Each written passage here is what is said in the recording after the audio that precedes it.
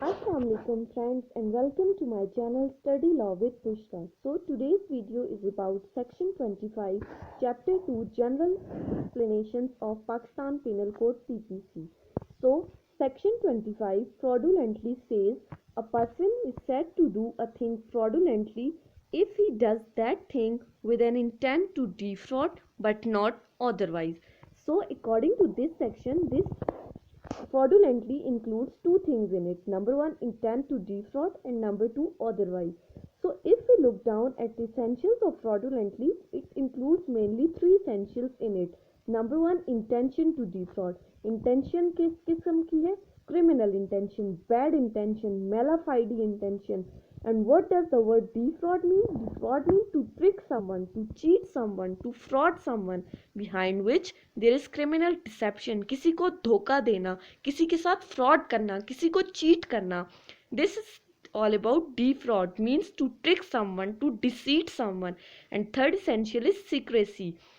Intention to defraud का मतलब है या तो धोखा देने की इंटेंशन रखना कि आपकी इंटेंशन हो कि मैं जो काम कर रहा हूँ उससे अगले बंदे को धोखा हो जाए, या फिर सेकंड एसेंशियल डिफ्रॉड को देखें तो या तो अगले बंदे को धोखा दे दिया हो, मींस आपका मकसद ही अगले बंदे को धोखा देना हो. Secrecy means to keep it a secret, means किसी बंदे से कोई ऐसी बात छुपाना जिसकी वजह से उसके साथ कोई ना कोई धोखा हो जाना, कोई धोखा हो जाए, किसी से आप कोई ऐसी बात छुपा रहे हैं जिसकी वजह से अगला धोखे में जा रहा है. अगर हम इन तमाम इसेंशियल्स का रिजल्ट देखें, इंटेंशन टू डिफ्रॉड, डिफ्रॉड और सीक्रेसी का, तो अगले बंदे के साथ या तो कोई एक्चुअल इंजरी हो रही है या तो अगले बंदे को कोई एक्चुअल नुकसान हो रहा है, नुकसान हो चुका है, या उस बंदे को नुकसान होने का खतरा है, he is at the risk of injury, या तो उसे मींस कोई पॉसिबली कॉजेशन ऑफ इंजरी हो गई है, उसे एक्चुअल इंजरी नहीं हुई लेकिन उसे रिस्क है कि खतरा है कि उसे कोई ना कोई इंजरी हो जाएगी.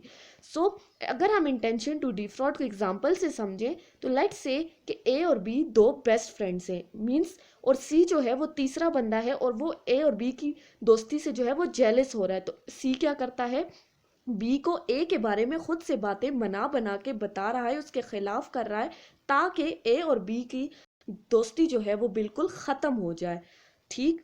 और अगर हम सीक्रेसी की एग्जांपल देखें तो लेट्स से फॉर एग्जांपल आप किसी रास्ते से जा रहे हैं और आपको पता है कि इस रास्ते में आगे कोई गड्ढा है और आपको ये भी पता है कि अगर कोई बंदा इस गड्ढे में गिर गया तो वो डायरेक्ट उसकी डेथ कॉज हो जाएगी, और आपको ये भी पता है कि ए उसी रास्ते से आ रहा है, ए कोई तीसरा बंदा उस रास्ते से आ रहा है और आपको पता है कि वो उसी गड्ढे की तरफ जा रहे हैं, लेकिन आप उसे ये बात नहीं बताते कि आगे कोई गड्ढा है और तुम उसमें गिर जाओगे, मीन्स आपने उससे ये बात सीक्रेट रखी है. आपकी नॉलेज थी, आपकी इंटेंशन टू डिफ्रॉड था, उसे धोखा देने की intention.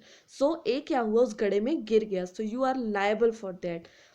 So remember, in fraudulently there is no wrongful loss or wrongful gain, but intention is just to fraud someone. Likewise, in example, intention to defraud, A and B are not property, बल्कि फिर भी उनको धोखा हो गया, कोई deprivation of property नहीं हुई, लेकिन B को A को धोखा हो गया और A और B की फ्रेंडशिप खत्म हो गई. So fraudulently is not in itself an offense, it is a defining clause. ये एक defining clause है, ये इसेंशियल इंग्रेडिएंट है किसी ऑफेंस का.